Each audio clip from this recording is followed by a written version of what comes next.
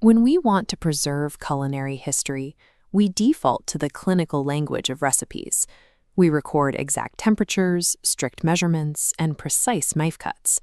A standard recipe preserves the physical chemistry of a meal, but it struggles to capture the actual human experience of eating it. A list of ingredients leaves out the personal memories shared over a Sunday dinner and the deep cultural identity a specific spice blend provides to a local community. Researchers at the National University of Malaysia and UITM recognize this gap. They realize that saving our full culinary heritage requires a tool that captures internal feelings with the same accuracy as external ingredients. To build a true archive RASA, an archive of taste, they turn to a medium specifically designed to record the invisible, poetry. This flowchart from the research outlines a 5-step methodology for this archive. It begins in phase 1 with the physical interaction, a person sitting down to eat a tangible, everyday dish. Moving to phase 2, the human brain intercepts the food. It registers the meal as a stream of sensory data, the sharp scent of a spice, the bright color of the plating, or the crackle of hot oil. In phase 3, these sensations collide with the cognitive mind, dragging long-held personal memories and specific emotional weights to the surface. Here, a plate of slow-cooked meat transforms into a powerful symbol of a mother's affection and the humid warmth of a family kitchen. Likewise, the tightly woven palm leaves of a traditional dish act as geographical markers, tethering a person to their community and regional history. The mind converts the simple mechanics of chewing and swallowing into a massive, highly complex library of cultural data. The central challenge of phase 4 is extracting those invisible, fleeting emotions from the brain and trapping them permanently on paper.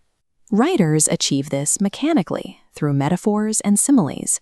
By equating a physical flavor directly to an emotional state, a sweet taste becomes a cure for longing or a direct measure of affection. They use personification to make the food feel alive, describing a warm broth as if it is actively whispering to the diner, dancing or seducing the consumer's soul.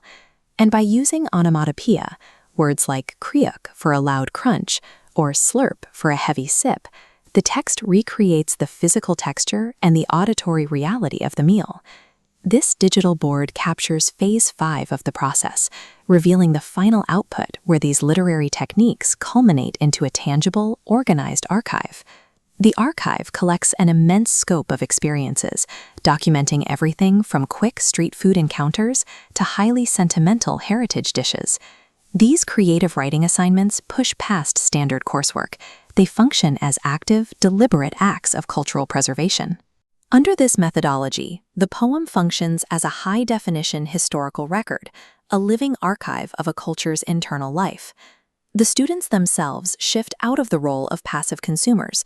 They step in as active documenters, tasked with articulating their own cultural identity. This localized method of documentation serves as a critical defense line against the steady erasure of regional food identities by homogenized global trends. Gastronomy encompasses an entire ecosystem of experience that begins at the edge of the plate and extends deep into a community's shared history. By utilizing poetry as a tool for preservation, we ensure that the soul, the language, and the memory of our food outlive the recipes themselves.